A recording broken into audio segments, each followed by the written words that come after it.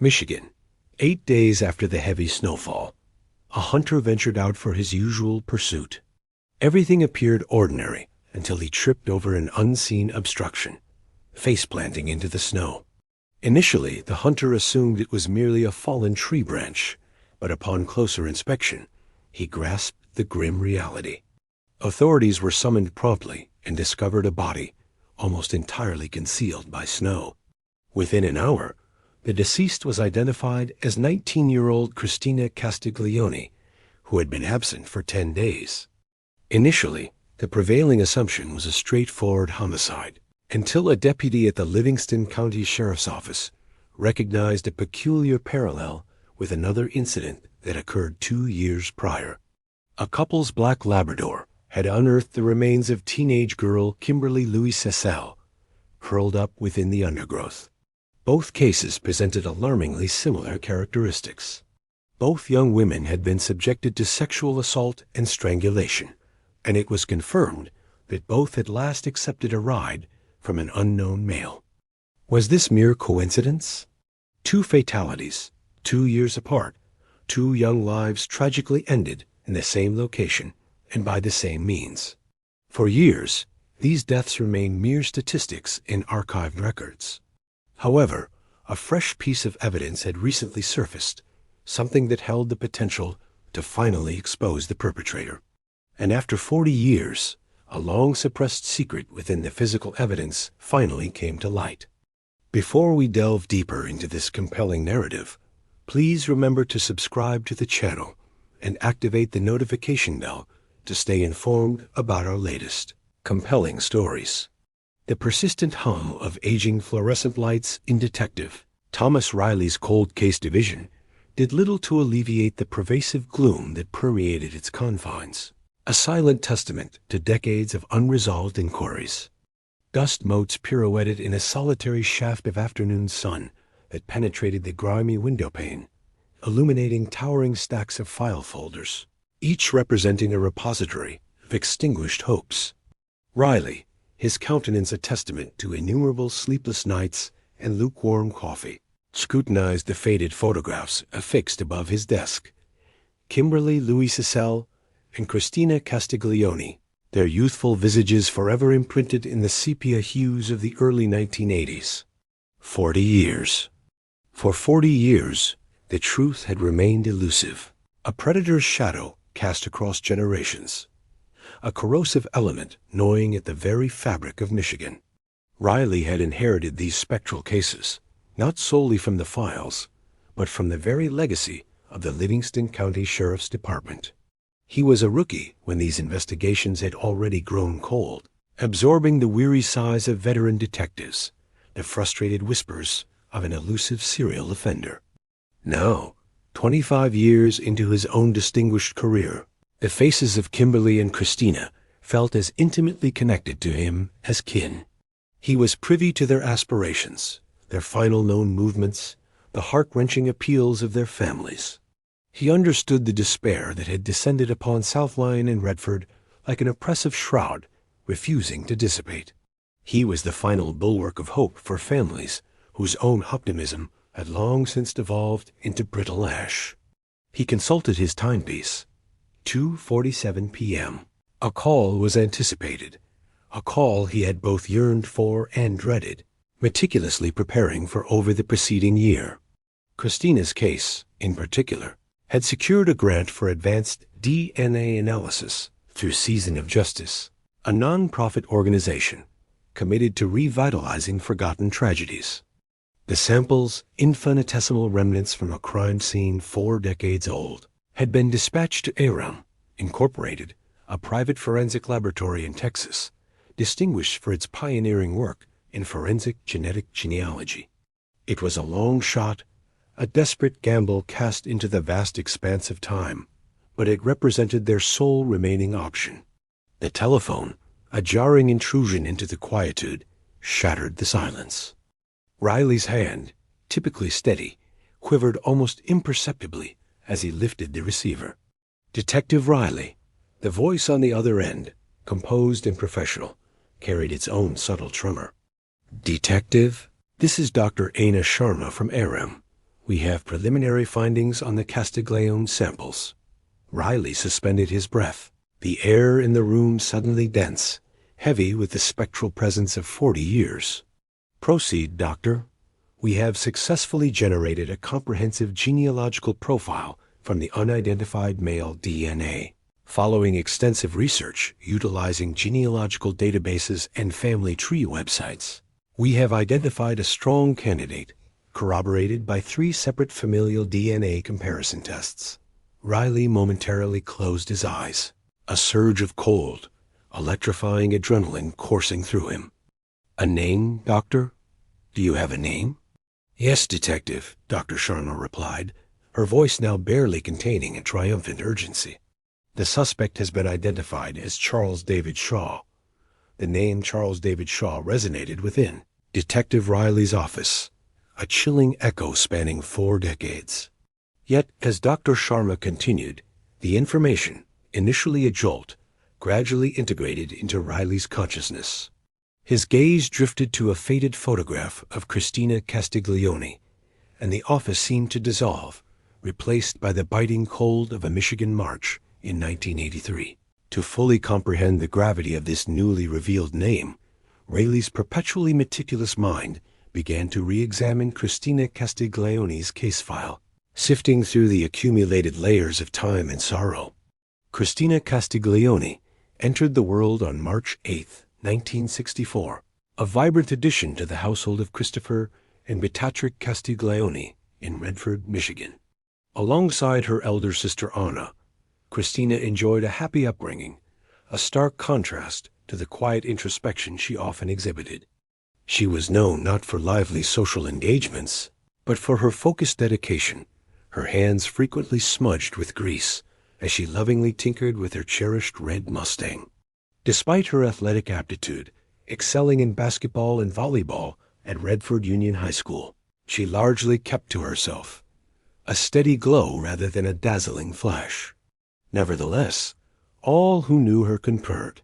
Christina was genuine and kind, possessing a quiet ambition and a rich inner world of hopes and aspirations, a veritable list of life experiences awaiting realization. By 1983, at the age of 19, she seemed to be embracing life to its fullest, navigating a stable relationship with her 25-year-old boyfriend, Christopher Lindsay, and embarking on a new role as a research clerk at the Detroit Edison Company. Yet, her restless spirit yearned for horizons beyond Michigan. She approached an Army recruiter, made a decisive choice, and began to anticipate a future that, tragically, she would never witness. Saturday, March 19, 1983, dawned as a bitterly frigid day, an unforgiving expanse of white stretching across Redford. It was Christina's day off. She spent the morning running errands for her mother, accompanied by Christopher, their paths diverging around noon with plans for an evening rendezvous. Christina returned to her parents' residence on MacArthur Road around 2 p.m., perhaps to rest before the evening's anticipated excitement. As dusk began to settle and snowflakes, like silent regrets, started to drift gently over the town, Christina grew restless. By 7:30 p.m., Christopher had not called. Impatient, perhaps slightly concerned, she resolved to seek him out. Merely the preceding week, her beloved red Mustang, a symbol of her independence, had been sold, a casualty of escalating insurance costs. Now, on this treacherous night, Christina set out on foot, her sole companions the biting cold and the whispering snow. Her search commenced across the street at Christopher's sister's home, but he was not present. Hope, a fragile commodity, propelled her another mile further to a friend's dwelling, only to be met with the same absence. After observing television with her companion for a period, perhaps a futile attempt to postpone the inevitable, Christina decided to return home. Regrettably, she never arrived. The following day, Sunday, brought an unsettling stillness to the Castiglione household. Beatrice and Christopher grew concerned, a knot of anxiety tightening in Beatrice's stomach. They rationalized, reassuring themselves that she was likely simply enjoying her Sunday. However, by noon on March 21st, the rationalizations dissolved into stark fear.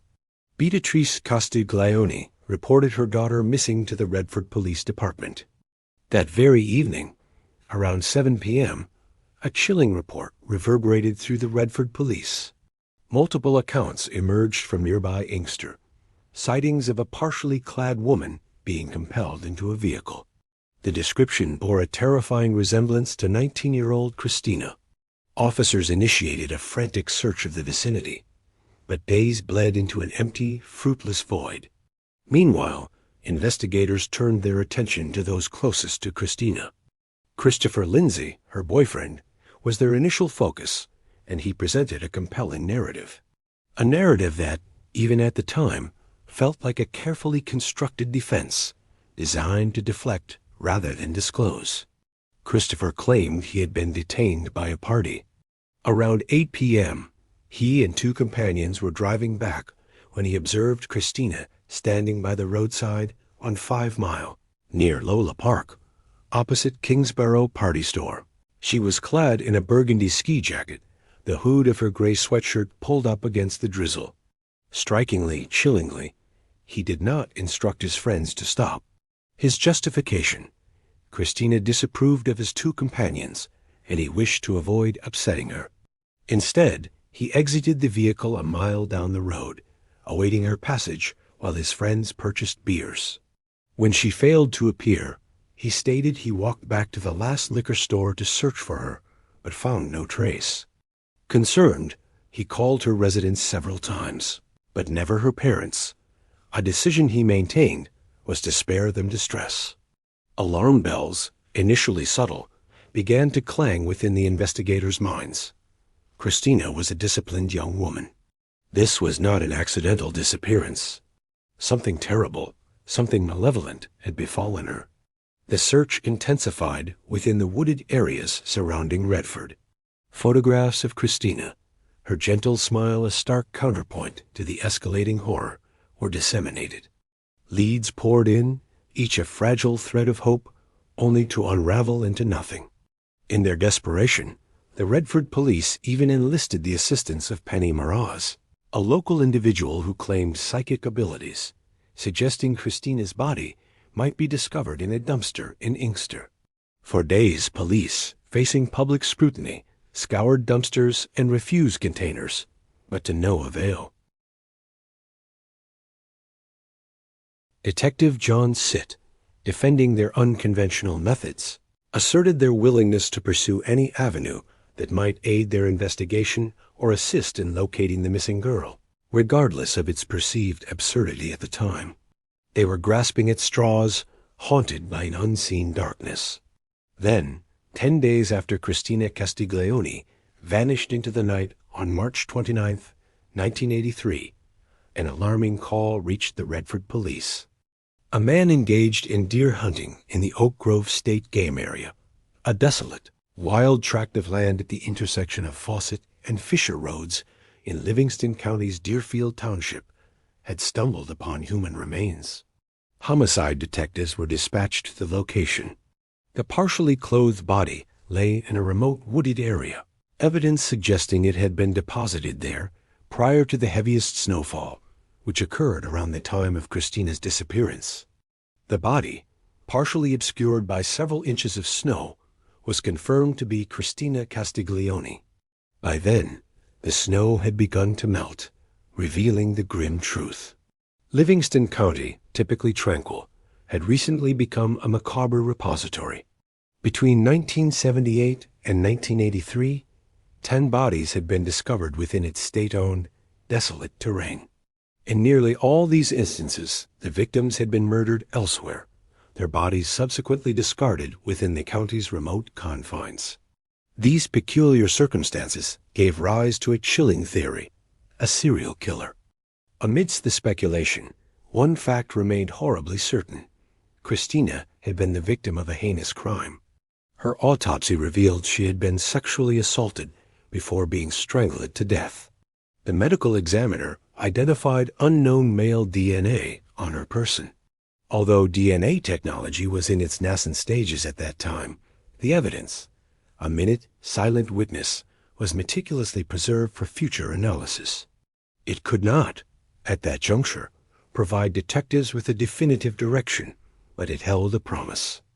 Investigators remained diligent, pursuing 80 tips, interviewing at least 20 suspects, and even questioning known sex offenders. All were eventually cleared. Intriguingly, investigators identified a striking, terrifying resemblance to the 1981 unsolved murder of 16-year-old Kimberly Louiselle. The eerie parallels: a young woman assaulted and strangled, her body discovered on state-owned land within the same desolate expanses of Livingston County, sent a cold dread through the investigative ranks. Despite the profound conviction that the two murders were perpetrated by the same individual, no definitive link could be established. Riley's gaze, still fixed upon the faded photographs, now shifted to Kimberly Louiselle's sepia-toned countenance. The profound, tragic irony settled upon him. The connection between Kimberly and Christina, suspected then, had taken 40 years to finally resonate with undeniable force. Could this single individual truly be responsible for both atrocities? His mind, now sharpened by Shaw's name, delved into Kimberly's file, searching for echoes, for corroboration, for the truth that had eluded them for so long. Kimberly Sue Louiselle was a bloom of youth, vibrant and full of promise. Born on March 3, 1966, her family had relocated from Elkhart, Indiana, to Westland, eventually settling in the quieter environs of South Lyon when Kim was approximately 11 years old. She was the third of William and Joanna Louiselle's 4 children, a striking brunette whose large brown eyes sparkled with the unburdened joy of adolescence. At 15, standing approximately 5 feet 7 inches and weighing around 127 pounds, she was a typical teenage girl, outgoing, popular, and brimming with aspirations as clear as a summer sky. She excelled academically, earned spending money by babysitting, and often expressed a desire to become a nurse, a calling that spoke to her compassionate nature. Her passions were simple and pure: horseback riding, the beach, dancing, and the introspective quietude of writing poetry. Her younger sister, Cindy, 13 at the time, was her constant companion, her confidant, a mirror reflecting Kimberly's youthful exuberance as they shared countless hours enjoying these simple pleasures. However, summer's light can often yield to autumn's chill. Kimberly's innocence began to fray at the edges when she started dating. Robert, or Bob as most knew him, was a few years older and resided in Whitmore Lake. Kimberly's parents, William and Joanna, perceived the age disparity as an insurmountable chasm, and their disapproval became a heavy blanket smothering the nascent romance. Tension, an unwelcome guest, began to reside in the Louiselle household, a subtle discord that altered their daughter's normally cheerful disposition. For Kimberly, Bob represented more than just a boyfriend. He was a whisper of independence, a step towards a world her parents sought to shield her from. Then came the devastating news. One day, Bob delivered tidings that fractured Kimberly's heart. He was relocating. His mother and 2 younger brothers were moving to his cousin's residence on Centria Street in Redford Township. For Kimberly, the distance presented a new obstacle, a cruel twist of fate threatening to extinguish her first true romance. Determined, she clung to the relationship, her youthful resolve forging a path where none existed. Lacking a driver's license, Redford, once an unattainable galaxy, became a destination to be conquered by any means necessary, accepting rides, or more perilously, hitchhiking. School, once a priority, became a convenient alibi, skipped for a day or 2 at a time, always accompanied by the assurance of a call home to assuage her worried parents. Wednesday, March 18th, 1981, dawned like any other school day for sophomore Kimberly Louiselle at South Lyon High. However, her heart was already elsewhere, on Centria Street. The precise reasons remain obscure. Police later suggested she might have been suspended or had withdrawn, but her intention was clear: She sought out Cindy at the adjacent middle school, her large brown eyes pleading, "Come with me to Bob's house." But Cindy, ever the devoted younger sister, declined. Their parents had recently extracted a promise from them to remain out of trouble, a vow that unknowingly preserved one life and sealed another's fate. Against her mother's unspoken wishes, Kimberly hitchhiked alone to Redford. A day or two later, the world Kimberly had so desperately pursued crumbled entirely.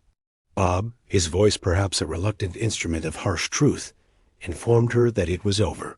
Parental disapproval, the geographical distance, the absence of a vehicle, and the revelation that he had commenced dating someone else, each reason a dagger twisted into her young heart. He left her at his cousin's residence, driving off to work, leaving her with nothing but the desolate landscape of a broken dream. It was Friday, March 20th. Kimberly, heartbroken and adrift, resolved to return home. Her mother, Joanna, spoke with Bob's cousin via telephone, receiving assurances that Kimberly would be safely seen off.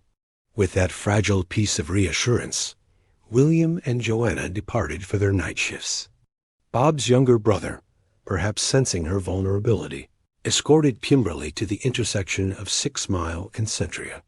There, beneath the indifferent glow of the streetlights, a man in a light blue gremlin with red fenders picked her up.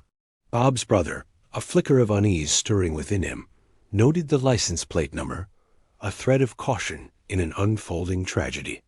The man dropped her off at a gas station at the corner of 8 Mile and Merriman.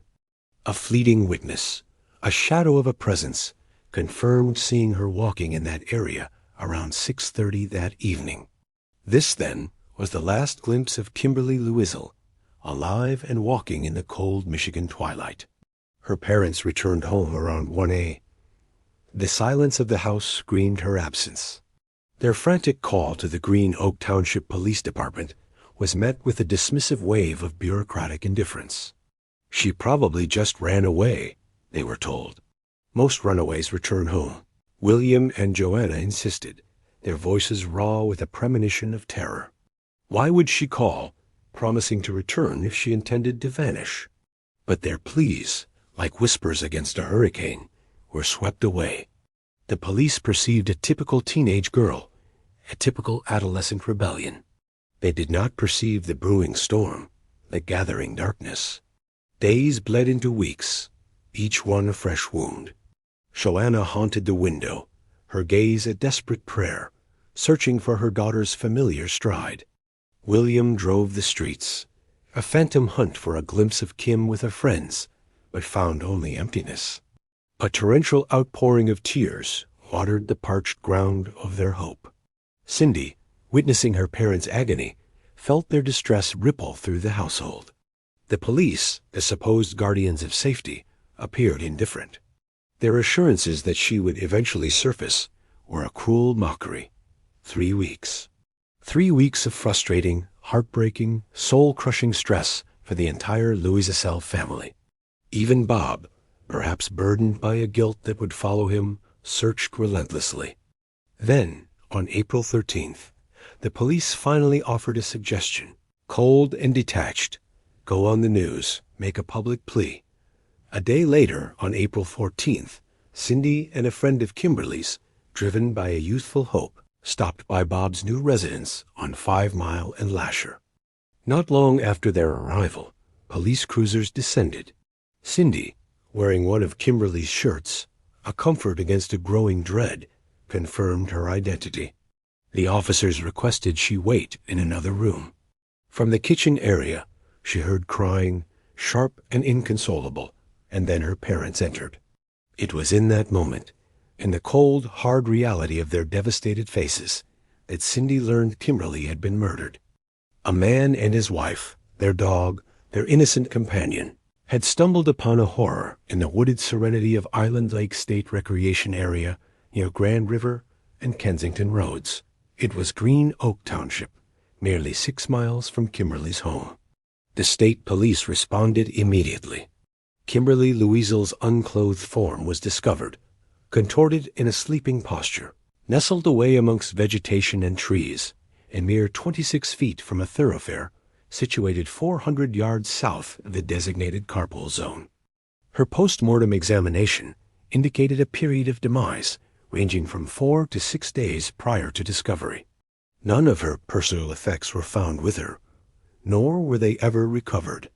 Law enforcement officials surmised that she met her end elsewhere, and her body was subsequently deposited in this desolate, almost poetically chosen final resting place. Later that same afternoon, Joanna Louiselle, her world irrevocably shattered, positively identified her daughter's remains. The arduous task of reconstructing Kimberly's last 3 weeks, a complex enigma with an abundance of missing elements, commenced in earnest. Authorities were aware of the last confirmed sighting of her alive, but questions swirled regarding her companions and her whereabouts. These inquiries, much like persistent phantoms, began their prolonged torment of the Louiselle family. The precise date and time of Kimberly's demise remained indistinct, her body exposed to the unforgiving chill of a Michigan spring, with snow still stubbornly clinging to the landscape. The autopsy, a stark clinical testament to profound barbarity, revealed evidence of repeated sexual assault, severe physical trauma, and strangulation by a belt-like instrument. Mercifully, there were no indicators of malnourishment, a small solace amidst an ocean of horror. The police, now spurred into action by the grim reality of the situation, began tracing her movements from Bob's residence. Bob's brother, the elusive holder of a license plate number, provided the critical lead that pointed towards the perpetrator. This individual, an associate of a person of interest, was questioned. He professed no knowledge of Kimberly, stating only that he had given a ride to a hitchhiker. At the service station located at 8 Mile in Merriman, Kimberly utilized the public telephone while he entered the establishment. The attendant at the gas station, a brief observer, recalled Kimberly exiting the vehicle and recalled the man remarking to her, "Looks like your girlfriend's leaving." The man's chilling rejoinder was, "She's just a hitchhiker I picked up," followed by a crude, dismissive observation about her physique. This individual was cleared of suspicion, as was Bob. However, years later, Cindy would frequently ponder the improbability of Kimberly's return to his vehicle that fateful day. Over 4 decades had elapsed since Kimberly Louiselle, a radiant and vivacious 15-year-old, was discovered brutally beaten, sexually assaulted, and strangled to death. Her sister, Cindy, now an adult, bearing the weight of a lifelong commitment, had initiated a persistent, solitary campaign to ensure Kimberly's narrative endured, a lone whisper against the deafening silence of forgetfulness. Riley's attention snapped back to the present, Dr. Sharma's voice resonating in his ear once more. The disparate pieces coalesced, the horrific tableau now illuminated by a singular name. Detective Dr. Sharma elaborated. The DNA profile was meticulously developed from samples preserved from the crime scene of Christina Castiglioni. It was an intricate undertaking. The funding from Season of Justice enabled us to employ forensic-grade genome sequencing. Subsequently, our genealogical specialists commenced the construction of family trees, tracing ancestral lines. It's akin to discovering a single, fragile thread within an ancient tapestry and painstakingly reconstructing the entire design. The metaphor resonated. From a microscopic trace, a phantom had been given tangible form. Dr. Sharma then meticulously laid out the scientific trail, detailing how the comprehensive genealogical profile, painstakingly compiled, had led them directly to Charles David Shaw. Riley interjected, his question sharp and urgent.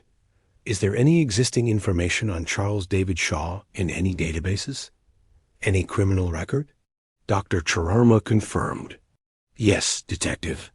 Once the genealogical investigation pinpointed Shaw, we processed his profile. He had numerous encounters with law enforcement in Michigan dating back to his youth. The Livonia Police Department documented a burglary in 1973 and drug possession in 1977. Then, in 1981, he was apprehended and received a 2-week jail sentence and probation for the attempted abduction of a woman in a Fowlerville McDonald's parking lot. In 1982, he was arrested again for shoplifting women's footwear at a Kmart. Riley scribbled furiously. Burglaries, narcotics, attempted abductions, stealing women's shoes.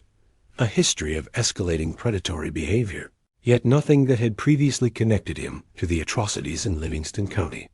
Shaw, it transpired, had been a long-term resident of Livonia, less than 5 miles from where Christina had disappeared. However, the records indicated no direct links between him and either victim. The connection remained purely circumstantial, a terrifying convergence of vulnerability and a predator's dark opportunity.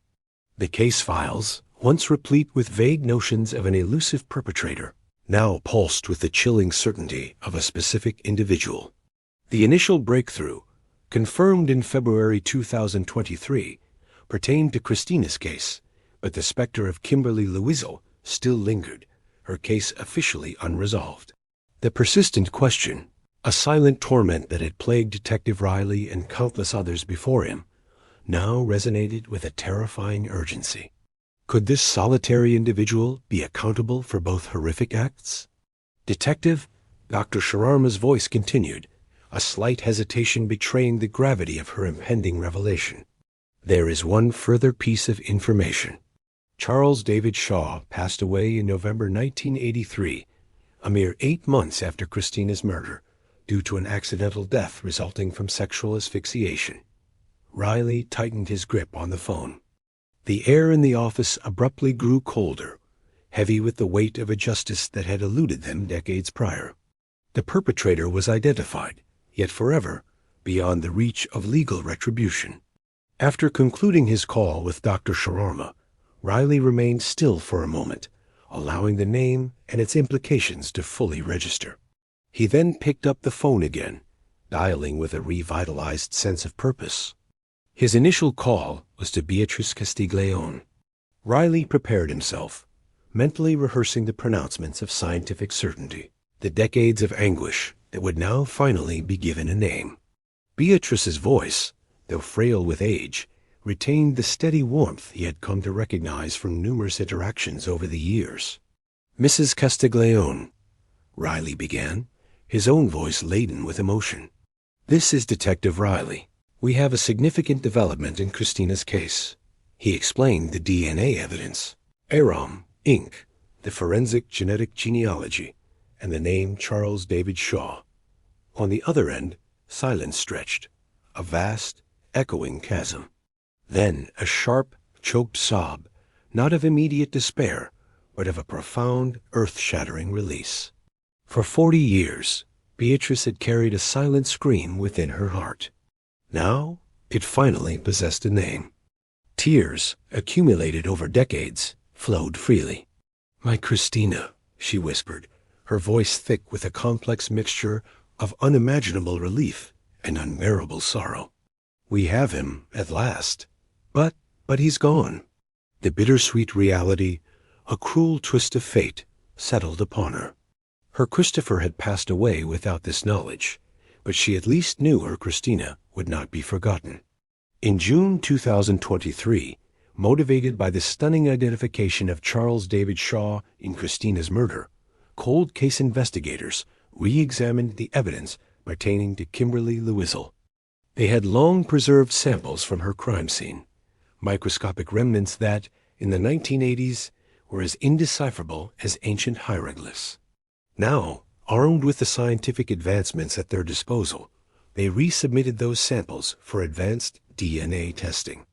The waiting period was agonizing, each day stretching out like a torturous ordeal. When the results finally arrived, they echoed the same grim narrative. A DNA profile matching the unidentified male DNA recovered from Kimberly's body was entered into the National DNA Database for Criminal Justice, CODIS. The match was instantaneous, a digital hammer blow shattering 40 years of silence. The CODIS system, an intricate network of genetic fingerprints, yielded a single name, a name now resonant with newly revealed malevolence: Charles David Shaw.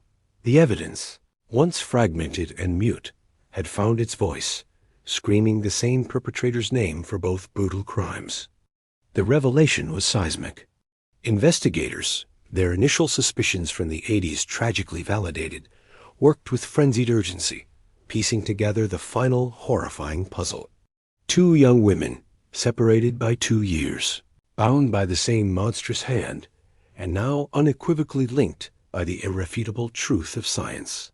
The whispers of a serial killer, long dismissed as mere conjecture, now roared with irrefutable confirmation. The official announcement from Michigan State Police on September 14, 2023, was met with a stunned confluence of grief, relief, and anger. Charles David Shaw, a name resurrected from the obscurity of a grave, was unveiled as the serial predator responsible for the murders of Kimberly Louiselle and Christina Castiglioni. His criminal history, once a series of isolated incidents, now painted a chilling portrait: burglary, drug possession, and attempted kidnapping, stealing women's shoes, a life spiraling into darkness, culminating in the brutal rapes and strangulations of 2 innocent young women. He was an individual who, despite his mental health challenges and complex personal struggles, had actively targeted and annihilated lives, and he had met an ignominious end by his own hand decades before his heinous deeds could be brought to light. The revelations swept across Michigan like an icy wind, igniting conversations in diners and quiet living rooms alike. The public grappled with the bittersweet nature of this form of justice. The perpetrator would never face a courtroom, never experience the full force of the law. Yet the truth, so long buried, had finally surfaced, an incontrovertible testament to scientific advancement and relentless human dedication. It was a victory rendered hollow by the passage of time, yet a victory nonetheless. Detective Riley, exhausted but profoundly transformed, gazed at the photographs of Kimberly and Christina one last time. Their eyes, once alive with the promise of youth, now held the quiet dignity of answered questions. He thought of Beatrice, her unwavering hope, and Cindy, her lifelong crusade. They had waited, endured, and refused to allow their daughters to become mere footnotes in forgotten files. This case, resolved not through a confession or the arrest of a living suspect, but through the persistent whispers of DNA, underscored a profound truth. Justice may be delayed, sometimes by decades, sometimes by death itself. But it cannot be silenced forever, as long as someone remembers, and as long as science continues its relentless march forward. The healing for the Castiglioni and Louiselle families was a journey that had only just begun, one that would forever be tinged with the ache of what might have been. Christina's parents, though aging, had clung to hope with fierce tenacity. Beatrice, at the very least, had lived to hear the name, to finally find peace with the truth. Cindy, Kimberly's sister, could now recount her sister's story, not as an unsolved mystery, but as a testament to a life tragically cut short and a perpetrator finally identified. The woods of Livingston County, once a silent accomplice to unspeakable horror, now held a bittersweet secret revealed. The long silence had been broken. The echoes of the code had finally spoken.